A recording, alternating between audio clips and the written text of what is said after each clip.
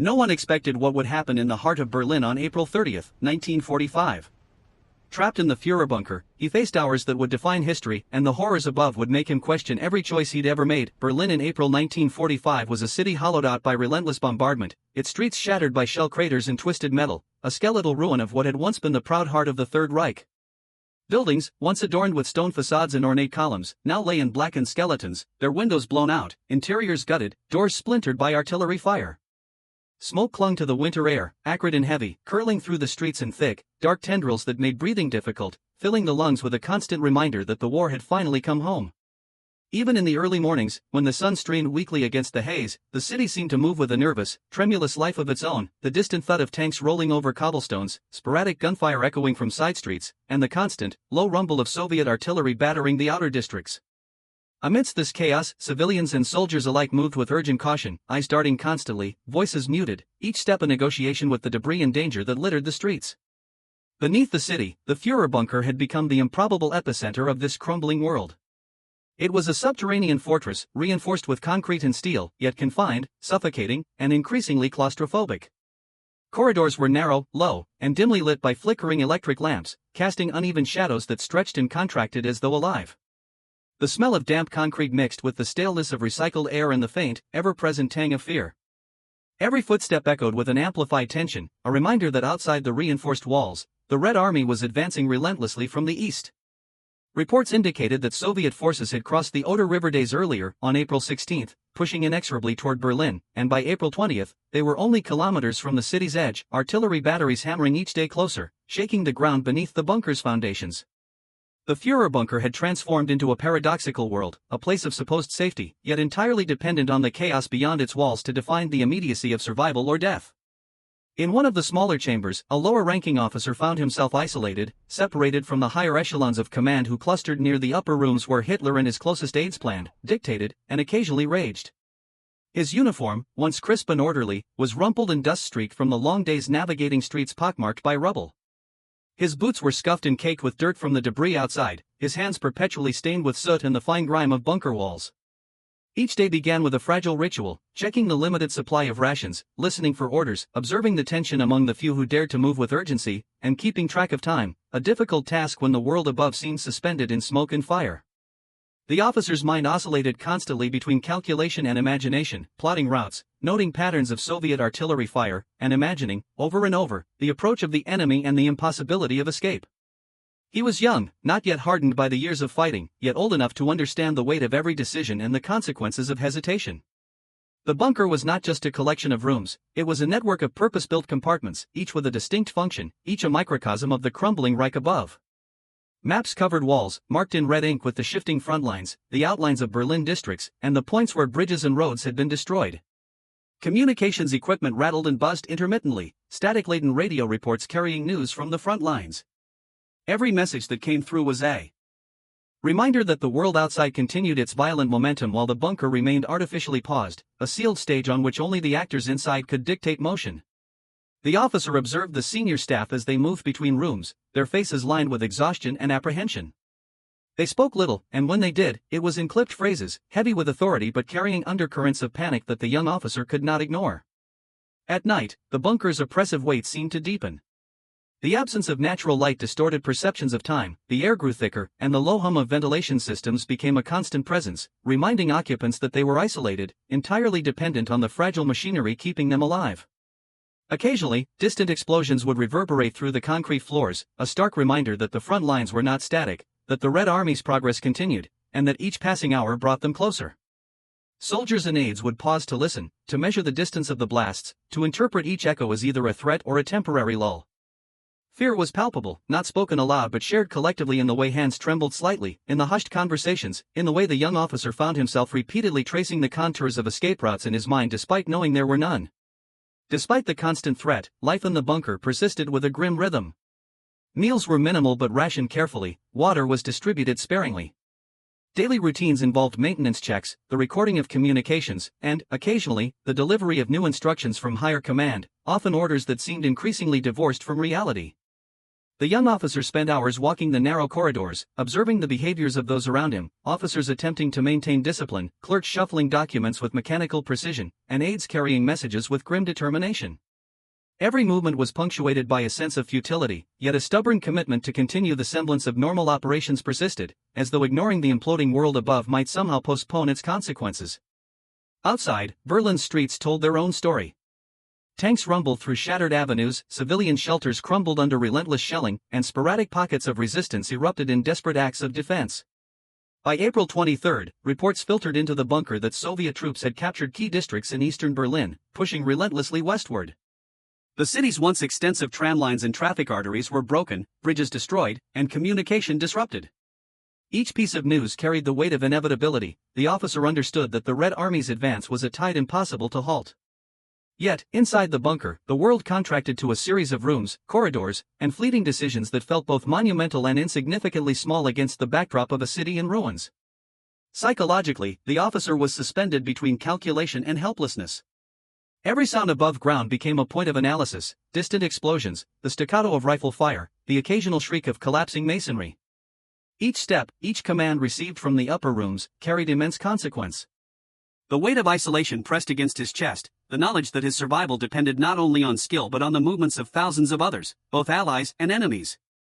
He felt the tension of being observed and yet invisible, a participant in history yet peripheral, powerless yet responsible for any small decisions that might ripple outward. By the end of April, the culmination of these pressures crystallized in every inhabitant of the bunker. April 28 and 29 brought increasingly frantic communications, with Hitler giving last directives and those around him attempting to interpret, execute, and survive simultaneously. The officer's role was minor in the scale of command, yet the emotional burden was profound. Every hallway carried the sense of weighty consequence, every conversation hinted at impermanence, and every moment passed under the shadow of inevitability. It was a delicate balance between remaining functional and succumbing to the vertigo of being trapped beneath a city in flames. The chapter closes on the threshold of April 30, 1945. The city above continues to burn and crumble, Soviet artillery grows nearer, and within the bunker, tension reaches a level where silence itself feels dangerous. The young officer, alone in his assigned quarters, contemplates both the immediacy of survival and the historical magnitude of what is unfolding. He is fully aware that Berlin, the Nazi regime, and his own life hang in delicate balance. The air is thick with fear, smoke, and expectation, and yet there is a strange, somber rhythm to existence underground, a persistence that suggests life will continue, even in a place designed to contain death. Outside, the Red Army inches closer, unaware of the small human dramas beneath the concrete, yet their approach dictates every breath and heartbeat, every anxious glance, and every careful step within the Führerbunker. The bunker, already oppressive in its subterranean confinement, grew heavier with each passing day as Hitler withdrew into the deepest chambers, leaving only fragments of command scattered among the staff. By April 24, 1945, the air itself seemed to conspire with the weight of orders, thick with dust, smoke, and the faint metallic tang of gunpowder that seeped down from the shattered streets above.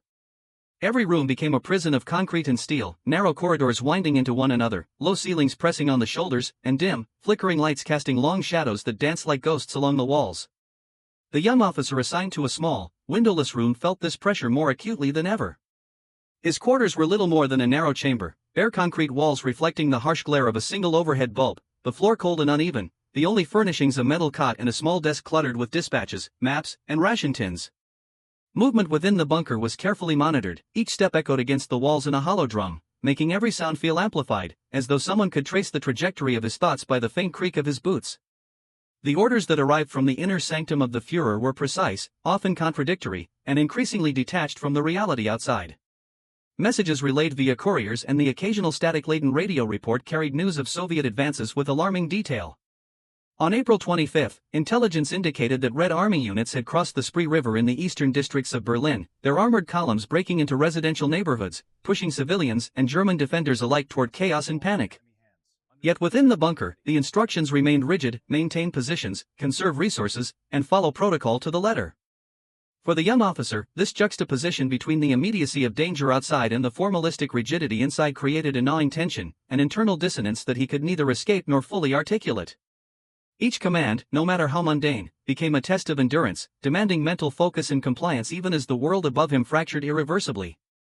Isolation within these chambers was both physical and psychological. The officer's room was devoid of natural light, the faint glow of the lamp did little to dispel the claustrophobic atmosphere. Meals were rationed strictly, measured out in tins of preserved food, bread, and small packets of water, distributed by aides who moved silently, their expressions tight with exhaustion and unspoken anxiety. The monotony of this constrained life was punctuated only by the arrival of orders or the distant vibrations of artillery and bombardment from the streets above. Each tremor through the floors reminded the officer of the fragility of the bunker's reinforced walls, of the ceaseless advance of the Soviet forces, and of the impossibility of escape. On April 26, reports suggested that the Soviets had captured significant portions of the Tiergarten district, a mere kilometer from the city center. The realization that the enemy was encroaching so close intensified the bunker's sense of suffocation. The officer felt both protected and imprisoned, suspended in a liminal space between life above and the subterranean world he could not leave. The psychological toll of this isolation was subtle yet relentless. Hours stretched into days with no variation in light or sound, the absence of external cues distorting perception and compounding fatigue. The young officer found himself hyper-aware of every detail, the creak of the cot as he shifted, the low hum of the ventilation system, the soft shuffle of papers as clerks recorded messages or corrected maps. Sleep was intermittent, fractured by nightmares and the persistent awareness of danger outside. Even the simplest actions, moving from cot to desk, inspecting the ration supply, checking maps, took on a heightened significance, each decision weighted by the knowledge that a misstep, however small, could have consequences far beyond his personal safety. The bunker demanded both obedience and ingenuity. The young officer had to navigate rules, expectations, and protocol while maintaining a sense of self in a space designed to suppress individuality and maintain rigid hierarchy. Communication was a lifeline, yet it too emphasized the isolation. Messages from the outer world arrived sporadically, often distorted or delayed. A brief radio report on April 27 confirmed the capture of Alexanderplatz by Soviet units, signaling the relentless tightening of the encirclement around central Berlin. Couriers delivered written instructions with faces drawn tight, avoiding conversation and minimizing contact. Within these fleeting interactions, the officer gleaned snippets of the broader strategic picture, each fragment confirming the inevitability of the city's fall. He studied maps and cross-referenced reports, attempting to situate himself within the network of command, yet the spatial reality of the bunker made such connections feel tenuous and abstract. He existed in a confined, artificial world governed by the demands of a leadership increasingly divorced from the immediacy of battlefield reality. As the days progressed, the physical discomfort of confinement intensified. The air, filtered but still heavy with the scent of damp concrete and sweat, was nearly stagnant. The officer's uniform, rarely removed, became stiff with perspiration and grime, the simple act of resting on the cot complicated by cramped quarters and the constant awareness of his own fatigue. Movement was limited to the narrow pathways of the chamber and connecting corridors, each step taken with care to avoid collision with others or disruption of the fragile order maintained by those managing the bunker. Hunger and thirst were managed meticulously, each ration was measured and consumed with precision, yet each meal also underscored the scarcity and vulnerability of the inhabitants. Even routine hygiene was a laborious endeavor, the absence of proper facilities a constant reminder that life in the bunker demanded adaptation, endurance, and a careful balancing of priorities in a space not designed for comfort or humanity. The social environment of the bunker contributed as much to the officer's stress as its physical constraints. Senior staff moved through the halls with tense determination, their interactions brief, formal, and often tinged with silent judgment. Subordinates spoke little, their voices muted by exhaustion and fear.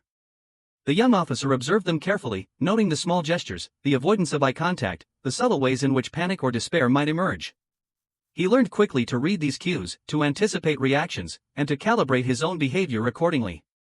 Within these narrow walls, the social hierarchy was amplified, authority was visible not just in rank but in the projection of composure, the measured control of speech, and the ability to maintain routine under extraordinary stress.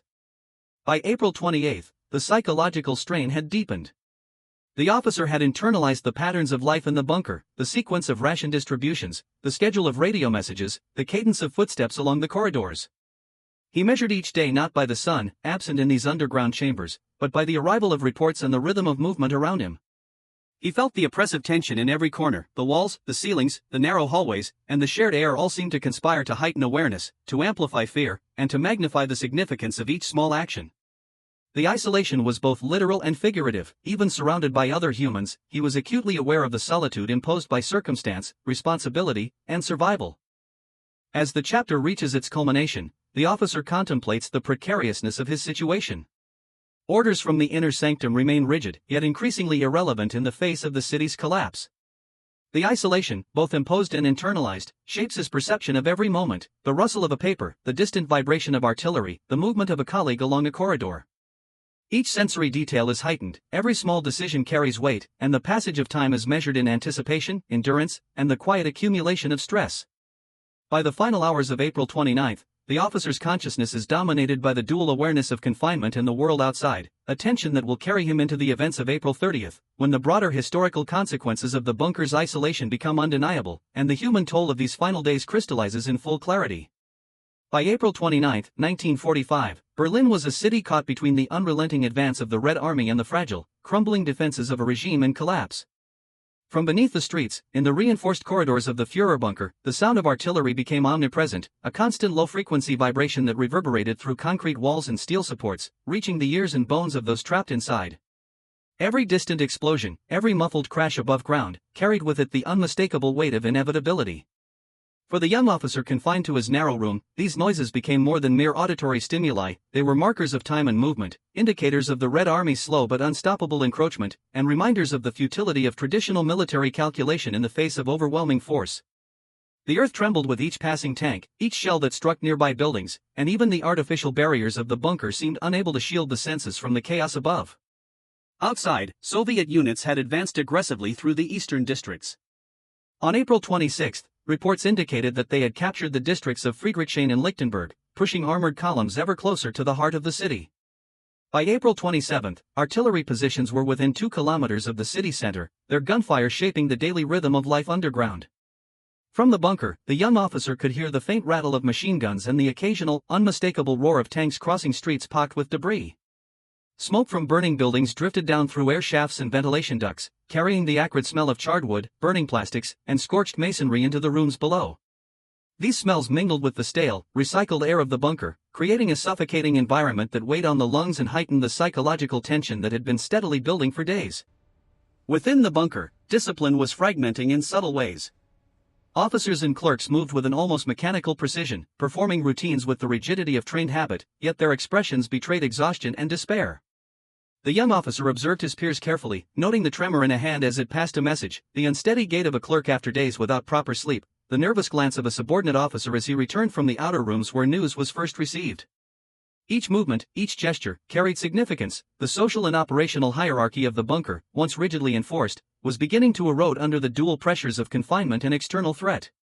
Moments of fear were rarely vocalized but were visible in small, intimate acts: a whispered prayer before a ration meal, a quick glance toward a reinforced wall as if seeking reassurance, or a sigh held too long before release. These human nuances, subtle yet persistent, painted a picture of lives weighed down by circumstance, and of a psychological tension that rivaled the physical dangers pressing in from above. By April 28, the Red Army had reached the eastern edge of Tiergarten, sending continuous shells towards central Berlin. Each explosion above ground was mirrored by vibrations that traveled down through the bunker floors, shaking desks, rattling filing cabinets, and leaving tremors in the officer's chest as though the earth itself were in convulsion. Radio reports from the front, received in brief, static-laden bursts, confirmed the pace of the Soviet advance. Units of the First Belarusian Front were crossing into the core districts, capturing street after street, house after house. Each announcement, though fragmented and delayed, brought with it the realization that the encirclement of the city was nearly complete. The officer charted these movements mentally, noting each sector captured, visualizing the approach of Soviet armor along streets he had traversed only days earlier. The concrete walls of the bunker seemed simultaneously protective and confining, shielding the body but amplifying awareness of the inexorable pressure from outside. The human experience within these walls remained paradoxical. Moments of intense quiet alternated with sudden, startling bursts of sound and motion. Soldiers and aides attempted to maintain routines in eating, cleaning, and monitoring communications, yet the constant background of artillery and explosions made even mundane tasks heavy with significance. On April 29, a courier returned from the surface visibly shaken, carrying updates of street fighting and the collapse of pockets of German resistance in the eastern districts. His reports were delivered in terse, clipped sentences, the anxiety in his movements betraying the reality he could not fully contain in words. Those receiving the messages, including the young officer, internalized the information silently, weighing the implications for their own survival and for the operations still mandated by higher command. Physical stress compounded the mental strain. The officer's body was conditioned to limited movement, but the cramped quarters amplified discomfort, making even small actions tiring. The air, recycled but tainted with smoke and dust, induced headaches and nausea, and the constant need to remain vigilant heightened fatigue. Meals, already minimal, provided only temporary sustenance, hydration was rationed, and the lingering taste of metallic water was a reminder of scarcity and endurance. Every decision, from adjusting the lamp to reviewing a map, became a delicate negotiation between conserving energy and maintaining alertness, each action performed with a consciousness sharpened by necessity. Amidst this, the officer's perspective expanded beyond immediate survival to a consideration of broader operational and historical context. By April 29, the capture of key districts by Soviet forces had cut off remaining supply lines and reinforced the inevitability of Berlin's fall. The bunker's occupants, though physically insulated, were acutely aware of the strategic significance of the city's capture. Maps on the walls showed red lines encroaching from all sides, and the officer traced these movements with a combination of fear and fascination. He understood that these operations were part of a larger, unstoppable momentum, a tide that had been building for years and was now manifest in streets torn apart, buildings leveled, and civilian populations caught in the crossfire. The historical weight of their predicament, the collapse of the Third Reich, the end of a regime that had dominated Europe for over a decade, was impossible to ignore, pressing upon every thought and amplifying the stress of the confined environment. Despite the proximity of danger, moments of human vulnerability persisted. The officer observed colleagues in quiet prayer, clinging to rituals that provided some sense of stability amidst chaos. Some huddled over maps, whispering strategies that could no longer influence outcomes, others stared silently into corners, as if seeking a fleeting connection to the world above that had become increasingly hostile and unrecognizable. The young officer himself felt these waves of vulnerability, reflecting on the lives lost in streets he could no longer reach, the innocents caught between advancing armies, and the moral weight of witnessing the collapse of a society from which he could not fully detach. These reflections, layered atop the operational details of artillery placement, unit movements, and defensive positions, created a tension both cerebral and visceral, a continuous negotiation between mind and body, survival and comprehension, isolation and awareness. The chapter carries through the day and into night, the intensity of bombardment and human observation escalating with the setting sun. By late evening, April 29, the officer noted changes in the routines of the bunker's staff, increased urgency in message transmission, more frequent check-ins between quarters, and heightened attention to any vibration or noise above ground. Each sound was interpreted, each movement analyzed, every sensory detail recorded internally. Sleep became fleeting and fragmented, punctuated by the distant echoes of fighting, the intermittent hum of ventilation, and the occasional metallic clatter of equipment.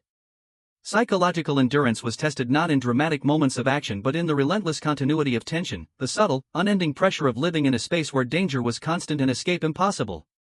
As April 29 came to a close, the young officer sat quietly in his chamber, eyes tracing the faint lines of a map marked with Soviet advances. He reflected on the fragility of the physical world above and the artificial stability of the world below. Each sensation, the vibration of artillery, the smell of smoke, the dim light, was imbued with significance, shaping perception and guiding decisions. The encroachment of the Red Army was both physical and psychological, a force that compressed time and space, demanding attention, endurance, and a constant awareness of the broader sweep of history. Beneath the reinforced concrete, the officer remained suspended in this tense equilibrium, fully aware that the coming hours would solidify both the fate of Berlin and the narrative of those who had witnessed its final collapse. The final hours of April 29 pressed upon the Führerbunker like an unbearable weight, thick with the smell of dust, smoke, and the acrid remnants of fires burning above ground in central Berlin. The city, once a sprawling hub of power and administration, had been reduced to rubble, a landscape of broken masonry, twisted iron, and shattered glass reflecting the pale light filtering from the cratered sky. From deep within the concrete corridors, the young officer could feel the vibrations of each shell that landed in the eastern districts, each detonation rattling ceilings and floors with a relentless rhythm, a reminder that the Red Army's advance was both unstoppable and unavoidable. On April 29, reports filtered in confirming that Soviet troops had captured key areas in Friedrichshain and Kreuzberg, and the sound of tanks rumbling through streets just blocks from the bunker created a constant undertone of fear and inevitability. Each reverberation was felt as a pulse through the walls, the low hum of artillery blending with the mechanical heartbeat of the bunker itself, making every movement seem amplified and precarious. Within these underground halls, order had begun to erode. Senior officers moved with rigid precision, attempting to maintain a semblance of command, yet their faces betrayed the growing despair that mirrored the physical collapse outside. Clerks shuffled papers with mechanical regularity, checking maps, calculating troop movements, and issuing directives that increasingly seemed irrelevant against the scale of destruction and the velocity of the Soviet approach. The young officer observed the microcosm of human frailty, noting the subtle tremors in hands, the vacant stares that lingered too long, and the whispered prayers offered quietly, almost furtively, in the dim light. Life in the bunker was a paradoxical blend of routine and chaos. Each day required adherence to protocol, yet each step, each message, each decision carried the full psychological weight of imminent catastrophe. By the afternoon of April 30th, the realization of collapse had permeated every aspect of life underground. The officer could hear the distant shouts and explosions above, each sound punctuated by the occasional rattle of falling masonry. Civilians and soldiers alike had fled or fallen in the outer districts, leaving streets empty except for advancing Soviet patrols and the sporadic resistance of remaining German units. Reports that filtered into the bunker described desperate defensive actions, hastily constructed barricades, sniper fire from shattered buildings, and small, isolated pockets of resistance attempting to delay the inevitable. The young officer, confined to his narrow room, traced these movements on maps, noting the proximity of enemy forces and the increasingly impossible positions of German defenders. The walls around him amplified the tension, transforming distant sound into immediate threat, and the air, thick with dust and recycled through ventilation shafts, carried the odor of smoke, human fatigue, and fear. The collapse within the bunker mirrored that of the city. Orders from Hitler, delivered with increasing urgency and unpredictability, conflicted with the reality of the situation, creating confusion and inefficiency. By April 30th, the Führer had retreated entirely to his private quarters, the inner sanctum of the bunker, leaving his aides to transmit messages and implement directives that were rapidly losing relevance. The officer witnessed the subtle unraveling of discipline among colleagues. Aides hesitated in the delivery of orders, some moved too quickly or too slowly, and the rigid hierarchy of command began to blur under the crushing pressure of awareness. Silent fear dominated interactions, each glance or gesture loaded with meaning, each movement scrutinized for signs of weakness or panic. The young officer, though low in the chain of command, felt the responsibility of his role keenly, the constant awareness that even minor errors could carry devastating consequences in a space already saturated with risk. Physical discomfort compounded the psychological strain. The narrow corridors and windowless rooms of the bunker limited movement and isolated individuals in spaces that were perpetually dim and stuffy.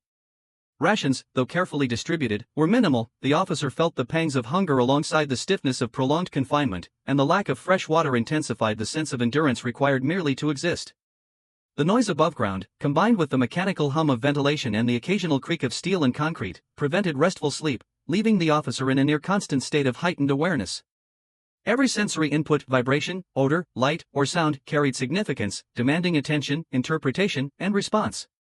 Even small actions, such as shifting the cot or checking maps, required calculation, as the mind subconsciously measured the risks associated with movement in this pressurized environment. Psychologically, the officer moved between fear, calculation, and resignation. The continuous arrival of reports from the outer world, fragmented and incomplete, underscored both the scale of the Soviet advance and the futility of resistance. Units of the First Belarusian Front were closing in on central Berlin from the east, capturing districts block by block. By the morning of April 30th, they had reached the Tiergarten area, less than a kilometer from the bunker complex. Artillery fire intensified, and the tremors through the floors became so frequent that even the officer's instincts began to synchronize with them, measuring each shell's impact and anticipating the rhythm of destruction outside. These patterns created a dual perception, the bunker as both sanctuary and trap, a space protecting the body while the mind registered the inescapable consequences of strategic defeat. Amid the tension, moments of human vulnerability persisted. Officers and clerks, though largely silent, displayed small but meaningful signs of fear and exhaustion. Some prayed quietly over ration food, others gazed blankly at maps or equipment, attempting to focus on practical duties while their minds absorbed the broader collapse. The young officer observed these behaviors, reflecting inwardly on his own fear, the shared vulnerability, and the moral weight of witnessing both individual and collective defeat. Every person in the bunker was negotiating survival, the limits of endurance, and the pressure of historical consequence, their daily routines imbued with significance far beyond their immediate utility. By midday, the bunker seemed to pulse with a rhythm dictated by the external bombardment and the psychological pressure of confinement. Communication was constant but strained, with messengers and radio operators relaying updates and orders with compressed efficiency. Maps were scrutinized, positions noted, and briefings conducted in hushed tones. The officer participated in these routines, feeling the weight of every detail, the location of a tank, the destruction of a building, the anticipated approach of infantry, and the adjustments required to maintain operational awareness despite the impossibility of intervention.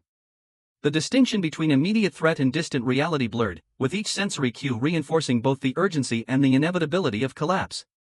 As the hours passed toward evening, the scale of the situation became undeniable. German defenses were fragmenting under the relentless advance, and the social cohesion of bunker personnel reflected this attrition. Officers who had previously projected control exhibited subtle signs of despair. Aides who carried messages with mechanical precision displayed tension in posture and expression. The young officer absorbed these cues, balancing compliance with self-preservation, monitoring both the operational environment and the psychological landscape. The concrete walls of the bunker, though physically protective, seemed to compress the weight of history, emphasizing the finality of April 30th and the human cost of decisions, inaction, and circumstance. By nightfall, the officer's perception of time was distorted by the continuous pressure of artillery, the low hum of ventilation, and the absence of natural light. Sleep was minimal, and the mind alternated between calculation, reflection, and the faint hope of respite. The collapse of command above and the encroachment of the Red Army outside created a tension that was both external and internal, a duality that defined existence within these concrete walls. Every movement, decision, and observation carried weight, each breath a negotiation between endurance and awareness, and every sound a reminder that the final hours of Berlin were unfolding both outside and beneath the surface. In the closing moments of April 30th, 1945, the young officer sat quietly in his chamber, the faint glow of a lamp illuminating maps marked with the red ink of Soviet advances. The bunker had become a microcosm of the city above, chaotic, tense, and saturated with the weight of human fragility. The officer reflected on the collapse surrounding him, the impossibility of altering the outcome, and the profound isolation of being both witness and participant in history. Outside, the city continued its descent into ruin, while within, the bunker's corridors carried the echoes of fear, exhaustion, and survival, each reverberation a testament to the human endurance required to exist beneath a world in collapse. The bunker fell into a strange, oppressive silence in the hours after Hitler's suicide on April 30, 1945. The corridors, once alive with the mechanical rhythm of clerks shuffling papers, messengers delivering orders, and officers moving under strict hierarchies, now carried only the faint echoes of footsteps and the soft rustling of uniforms. The young officer, still confined to his narrow room, felt the weight of both the absence and the presence of those around him. Above ground, Berlin was a city in flames, yet beneath the reinforced concrete, time seemed to stretch and compress, folding together fear, disbelief, and exhaustion into a seamless continuum. The air, still heavy with smoke from the shelling outside and the lingering odors of burnt wood, food, and human fatigue, pressed down on him, reminding him that the world above was both irretrievably changed and terrifyingly close. The vibrations of distant artillery no longer carried the rhythm of ongoing combat but a dissonant reminder of the destruction left behind, the skeletal streets, and the hollowed buildings that would never again feel alive in the same way. Reports from couriers and hastily restored communications filtered in, confirming the chaos that had overtaken the upper levels of the bunker and the surrounding city. Staff and officers moved with mechanical efficiency, their faces set in expressions of fatigue, disbelief, and grief, as though performing their duties might stave off the incomprehensible reality pressing upon them. The young officer observed the subtle unraveling of behavior among his peers. Some spoke in hushed tones of the inevitability of surrender, others sat silently over maps, their eyes hollow and distant, and a few attempted to maintain routines that were now largely ceremonial, a faint attempt to cling to the structure of authority that had dissolved above their heads. The bunker, in its enforced isolation, had become a lens through which the collapse of Berlin and the Third Reich could be studied intimately, the human reactions and psychological fractures amplified by the concrete walls that confined them.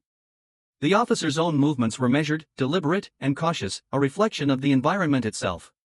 Narrow corridors, low ceilings, and dim lighting meant that even the simplest acts, retrieving a map, checking a ration tin, or walking to the communications room, required awareness of every footstep, every creak of a floorboard. Each action became a study in endurance, a negotiation between physical need and the mental weight of the surrounding events. Meals were minimal and rationed. The officer ate quickly, aware of the scarcity of supplies and the necessity of preserving energy. The recycled air was stale, suffused with the odors of human exertion, perspiration, and the faint metallic tang of blood and gunpowder that had seeped down from above, clinging stubbornly to the air and walls. Even in moments of relative quiet, the sensory imprint of the past days, explosions, screams, and the low groan of collapsing masonry lingered, shaping perception and heightening tension. Outside the bunker, Berlin continued to disintegrate under the Red Army's control. By the early hours of May 1, Soviet units had secured the central districts, moving systematically through the streets that had once been bustling with life. Tanks rolled over the cobblestones, crushing debris and remnants of German defensive positions, while infantry cleared buildings with methodical efficiency. The officer listened intently as the vibrations of armor and distant gunfire filtered down through the bunker floors, each tremor a somber confirmation of the city's fall. Reports from messengers confirmed that pockets of German soldiers either surrendered or attempted escape, often with devastating consequences, and that civilians who had remained in the city were increasingly at risk, caught between the advancing Soviet forces and the remnants of urban combat. The officer's mind absorbed this information not as abstract news but as a lived reality, imagining the streets outside as both familiar and alien, transformed irreversibly by war. The human toll within the bunker was also evident. Officers who had maintained rigid composure during the preceding days now showed signs of collapse, hands trembling, voices breaking, faces pale with the recognition of defeat. Clerks and aides, many of whom had remained silent and disciplined, allowed small expressions of grief or relief to emerge. The young officer observed these moments with a mixture of empathy and introspection, recognizing in himself the same oscillation between professional duty and private emotional response. Silent prayers continued in corners, brief murmurs meant to hold on to some measure of hope or to make sense of what had occurred.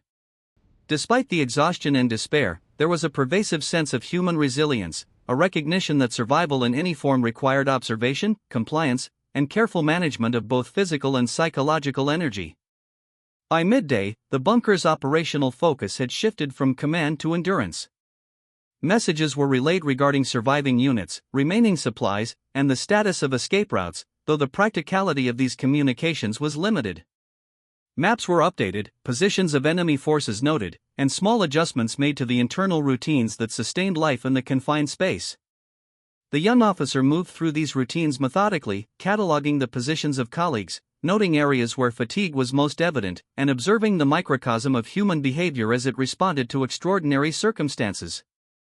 Every gesture, from the adjustment of a map to the shifting of a cot, carried weight, signaling both survival instinct and subtle human psychology under duress. Even in moments of quiet observation, the officer was acutely aware of the broader historical weight of the events. Hitler's suicide on April 30 was more than a singular act, it was a pivot point in the collapse of the Nazi regime, a confirmation of the end of centralized authority, and a signal of the broader consequences awaiting the city.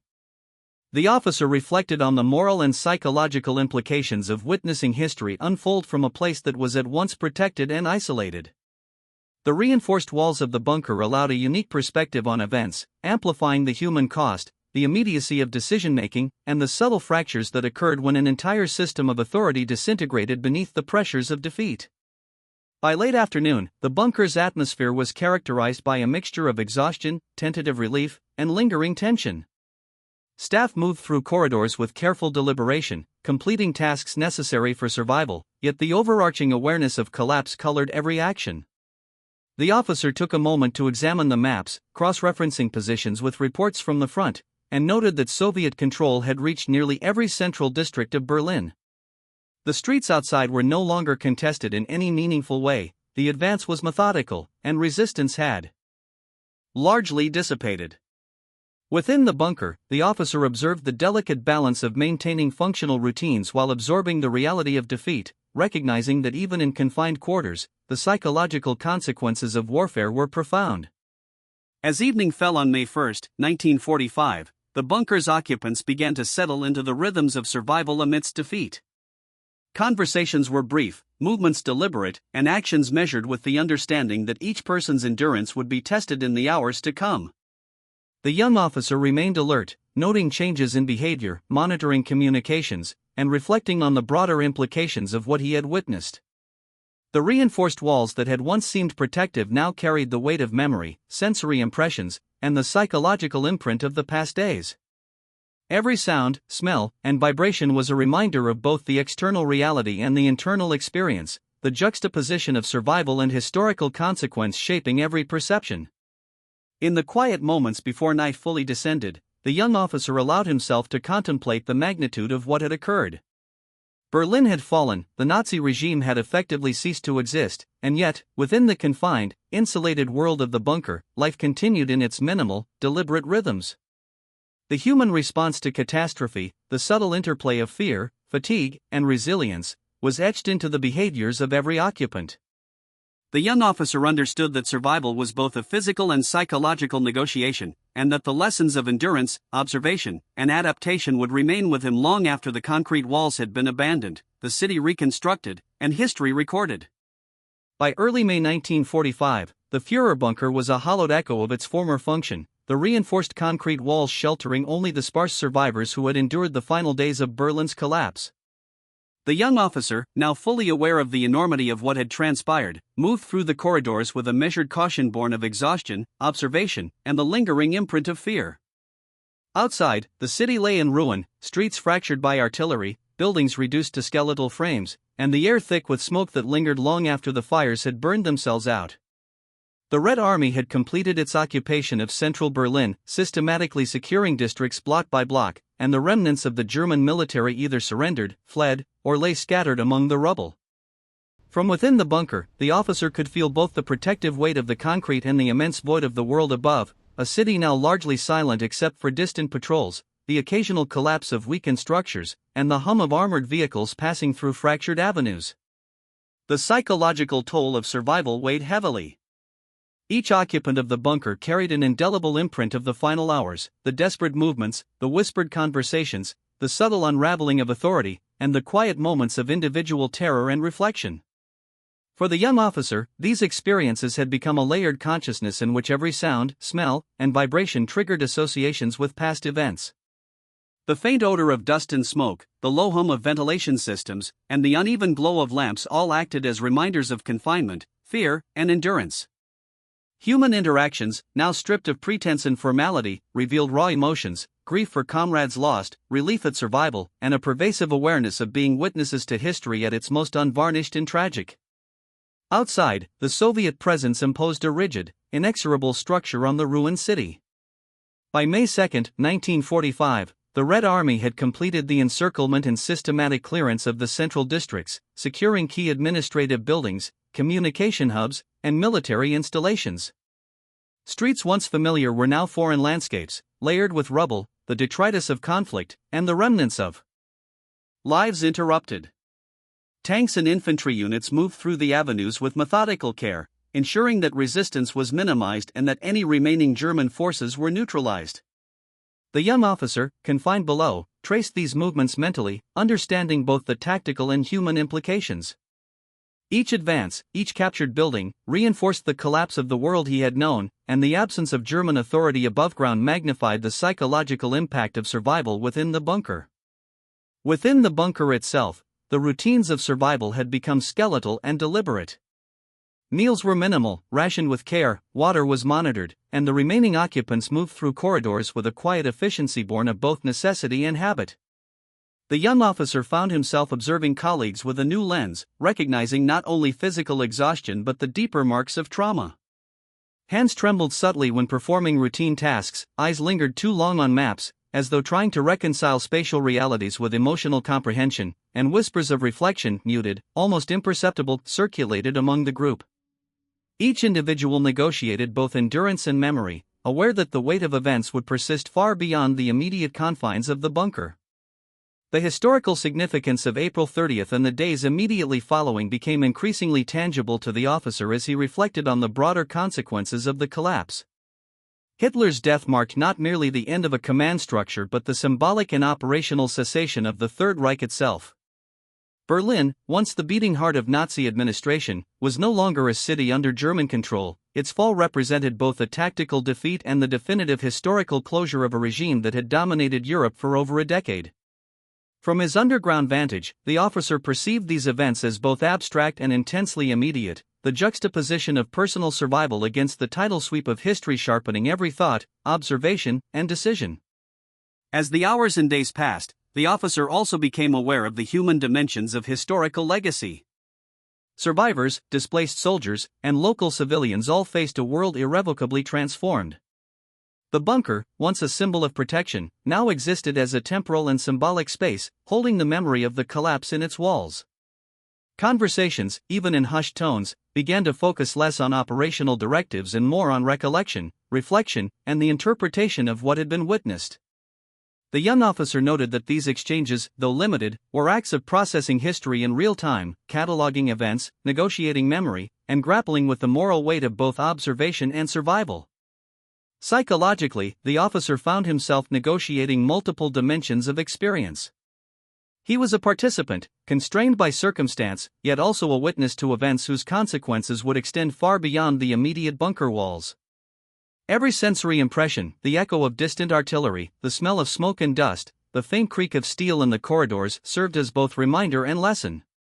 He reflected on the collapse of social hierarchies, the fragility of authority, and the ways in which human behavior adapts under extreme pressure.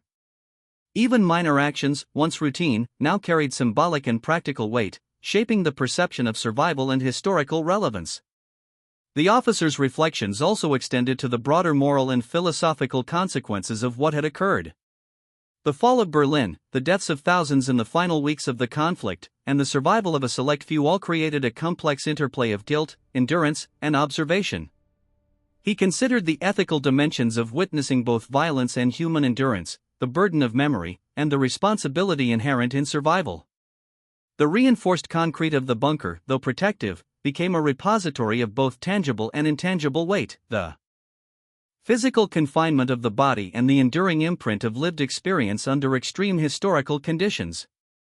By May 3 and 4, the city's silence, punctuated only by patrols and distant clearing operations, reinforced the sense of historical finality. The young officer moved through the bunker corridors, now familiar in every detail, observing colleagues, reviewing maps, and noting the small tasks that continued to sustain life in isolation.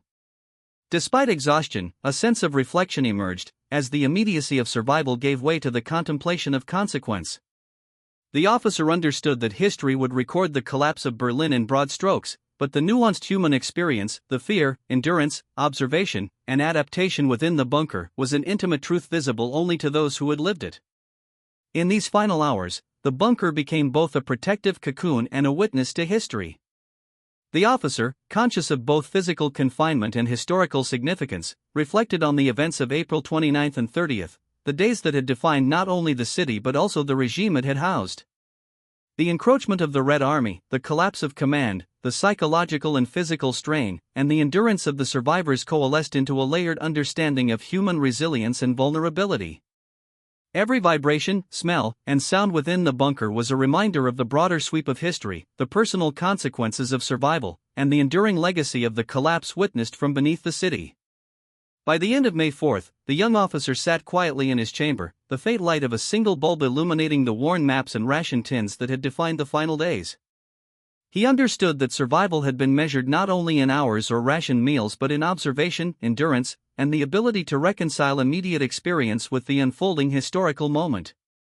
Berlin had fallen, the Third Reich had ended, and the human imprint of those final days remained indelibly etched within the bunker walls and within the minds of those who had witnessed history from its subterranean vantage.